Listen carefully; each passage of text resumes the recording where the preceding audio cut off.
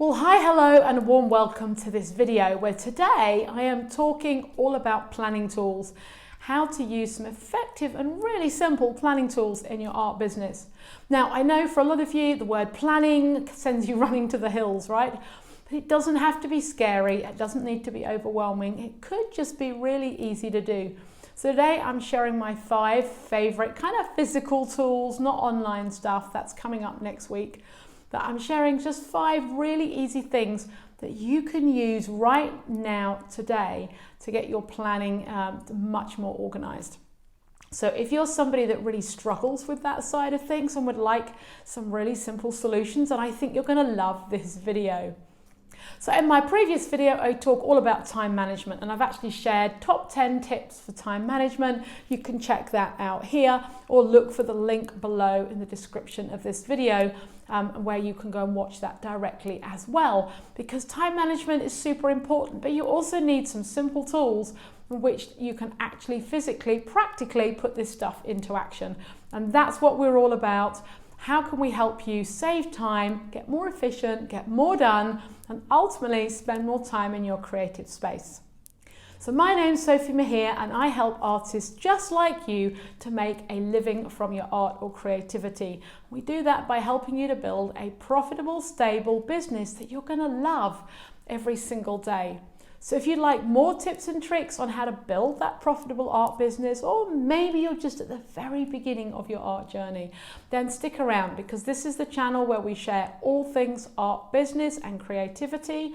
And if you love the content, don't forget to subscribe to my channel, hit the bell to get notified every single time I post a new video. All right, let's go ahead and dive straight in. So out of my top 5, number 1 is actually my whiteboard. And if you've not had a whiteboard in your creative space yet, I really suggest going as large as possible.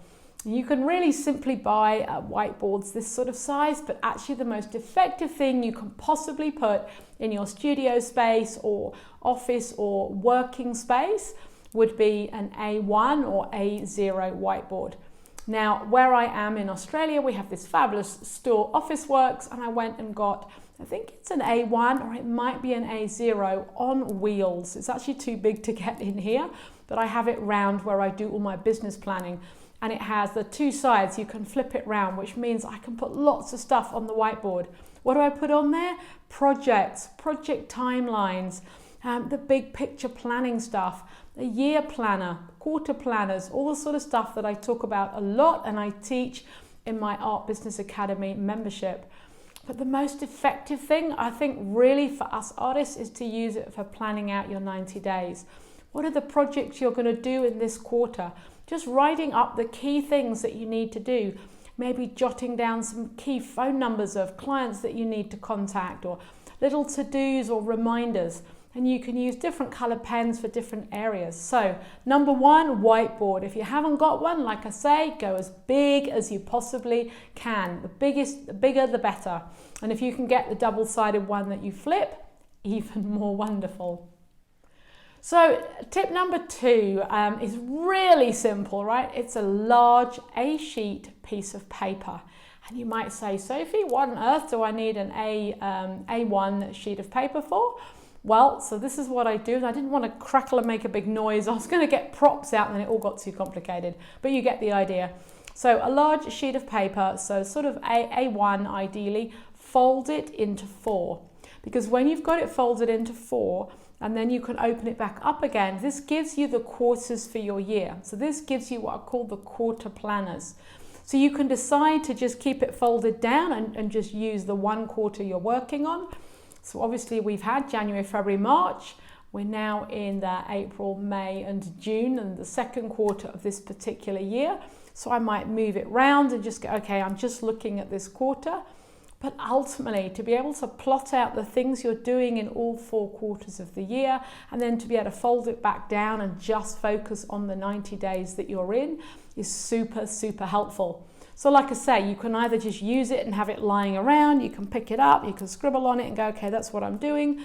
Or you can unfold it and have all 4 corners, all 4 quarters out and pin it up in your creative space. So it's quick and it's easy, and you can look and you can say, I've got an exhibition then, a workshop then, or I've got that big show coming up over there. And it just gives you that big picture planning that you perhaps don't want to carry around in your head, and you don't always have with you. But you can always refer to that and know what you're working towards in each quarter. This is something that I'm really wanting to teach everybody. Just focus on the 90 days that you're in, and this tool will really help you. What does it cost? Not a lot for a sheet of paper. All right, so that's number 2. So number 3 is what I call an annual planner to view. So that could be your, you can buy large annual planners. I find those a bit complicated. I just like even just A4 sheet with the 12 months put out. Now this could look a little bit like a quarters plan, but shrunk down. It's any which way you like it. But you just put a project for each month. I've done another video on that already, so I'll just put a link there and a link to the in the description below as well, where just really easy how you can plan out your 12 months.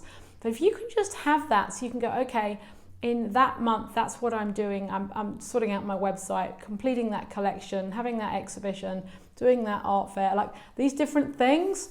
You only want one a month, or ideally one project every couple of months, because we want to avoid burnout, and we want to avoid overcommitting. All right, who here watching this video has ever committed themselves? If you have, let me know in the comments below this video, because you are not alone. All right, less is more. And by having the planner, it's really a wake up, because the moment you start planning, you look and you're like, oh my goodness me, I said I would do this exhibition and this show and run this workshop and do here, and there's a weekend away there. And before you know it, you can find that you've overcommitted to your year.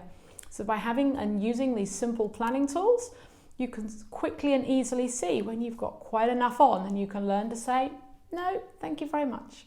All right, and tip number 4 is something I use all the time, and that is a month to view. So that's A4 month to view pages. Now you can buy pads in most stationery shops where you just tear off the month and you just literally got a month to view. We actually have all our own planners, from annual, quarterly, monthly, weekly, daily, and marketing planners, all within our Art Business Academy. So we tend to use those.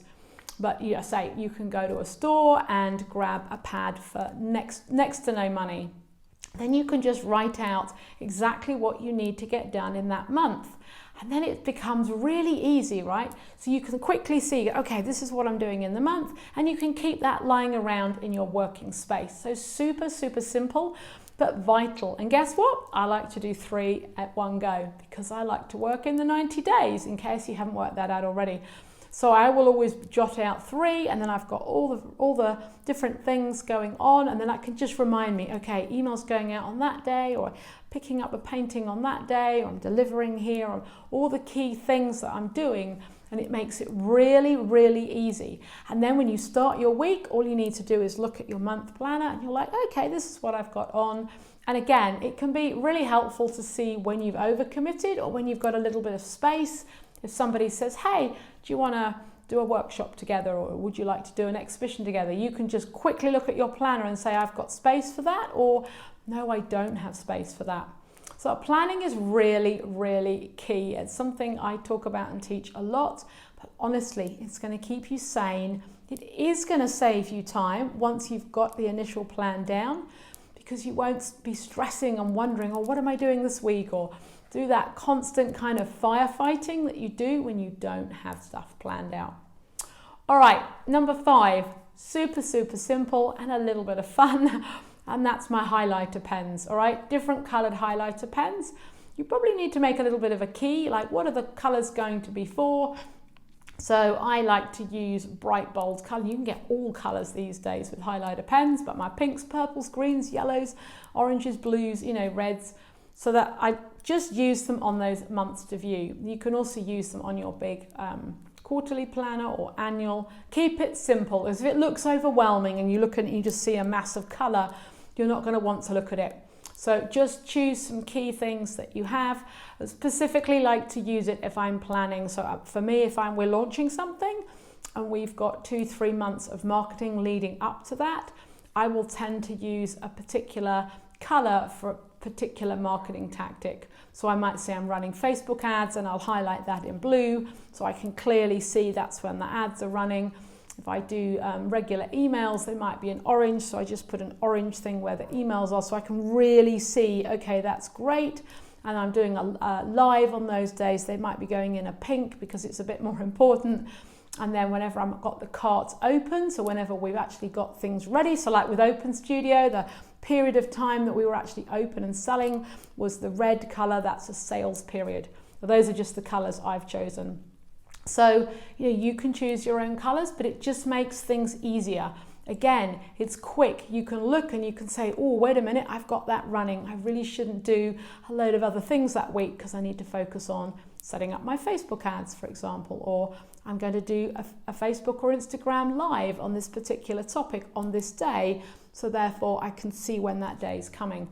So all of these things just make life super, super simple. I hope you've enjoyed my 5 tips. Thank you so much for watching this video. Look out for more productivity and time management videos coming your way super, super soon. Don't forget, I put a weekly video out every Wednesday. So every Wednesday, a new topic is coming your way. So if you love this content, give the video a like, don't forget to subscribe, and of course, leave a comment below this video.